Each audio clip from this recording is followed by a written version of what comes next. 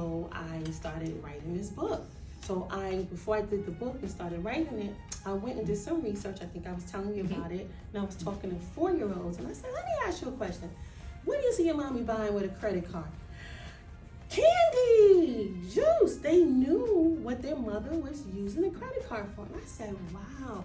I said, you know what? Let me write a story about a little girl just learning, hearing her mother speak about credit and wanting to know what it is. So it's like a quest, like a hunt. What is credit? Asking her friends, asking people. And basically, my goal is to actually have it in every school so that we can start a credit club, where they can teach them, have credit fairs, show them, give them hands-on experience with this. So, and that's something, and one day I was doing road management for Damien, and I had my little book, The Rest is History. I'm in Miami now with him, and we get a chance to bounce ideas off of each other even more. But I'm getting ready to release this book, and I believe it's going to help so many of not only our kids, but our people as well. As a mother of 3, honestly, I mismanaged credit for many years. When it's Christmas time, you want your children to have everything, especially if they have good grades. That's my daughter. And she was really a brilliant little girl and went to gifted programs. And I have 2 other children, so if they brought home report cards, I said, okay, let's go to Toys R Us with a credit card. Of course, that was one credit card, and I was easily able to pay that off. But as they got older and time progressed, I realized I was in like a mount of debt with credit cards. And what I decided to do just recently, in the last 5 years, because I was juggling here, working a million after-school jobs to pay Peter to rob Paul, and then eventually, just during COVID, I decided to consolidate my credit, and I was paying $850 a month. And about 3 months ago, I became debt-free, because you have to have a couple of credit cards. But I don't have 18 anymore, and I don't have thousands. I'm just working on reducing my student loan. And as a mom, when I find out my children have credit cards, I hit this, why you got a credit card? You don't need all of that. Why are you buying 9 iPhones, an iPhone every, twice a year? You only need one, because I have my iPhone until it break, crack, and split. So, and I'm trying to pass that ideology on to my children and my grandchildren. If you don't have to, but if you do, learn your dates when your credit card is due. So if your credit card is due by the 15th and you're reporting to the credit bureaus on the 18th, by the 18th you need to have it cleared, or you need to have it paid down to 30%. What's going to happen is your credit score is going to jump up. Yeah, because the more credit you have, the lower your payments are. A lot of people don't understand that like a point from a 6 to a 7, that's massive.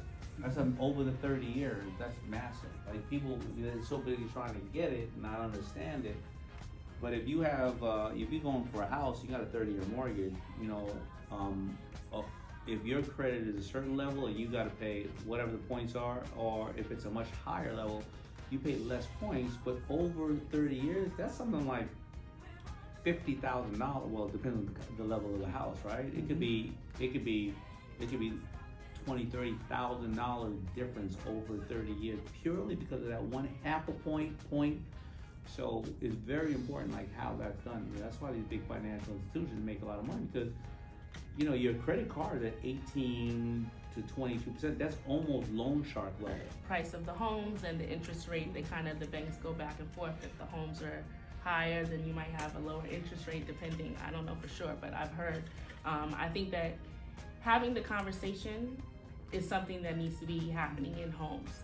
I think a lot of parents might feel, I'm not a parent, but I know from my mom's experience, it was more so, let's keep this hush-hush, and that was something that was a hindrance for me because I did not know. It's a national security matter also, the lack of credit. Why? Well, what do you think is the thing that turned the children from, cribs to college to cribs to correction? It's the lack of money. Going to college and then seeing some friends. I went to a historically black college and university, and often there we become targets for credit cards. They're actually there they're there inside. As soon as you hit, they're there. Those big old buildings they built off of Twizzlers.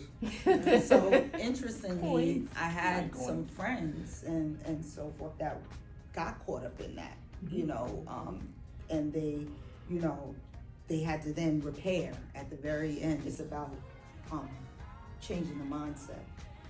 But in order to change the mindset, we have to have these conversations. We have to bring this information forward, and even having financial literacy here in this school. That's what we're doing. We're starting those early grades and starting to talk about what does it mean for $1? What is that? How's that translate to credit, right? Right. How do I use, you know, not going over the amount, right? Right. And being able to stay within, like you said, within that and pay that off immediately. I just want to say this. I've like taken on 2 little girls from this school, and I became their foster mother. And for me, I'm learning that health is generational wealth. So everything that I'm an entrepreneur as well. You know, I'm a choreographer. I wrote a book, musician. I have a lot going on. What's the book's name? Affirmations to my younger self. God, I need your healing power. Got it. So what I'm trying to do is take all of the contributions that both my parents gave to me, enlighten my children, and bring them to the next level. So I'm grateful for all of the programs that we have now. Thanks for being my big brother and supporting me as well.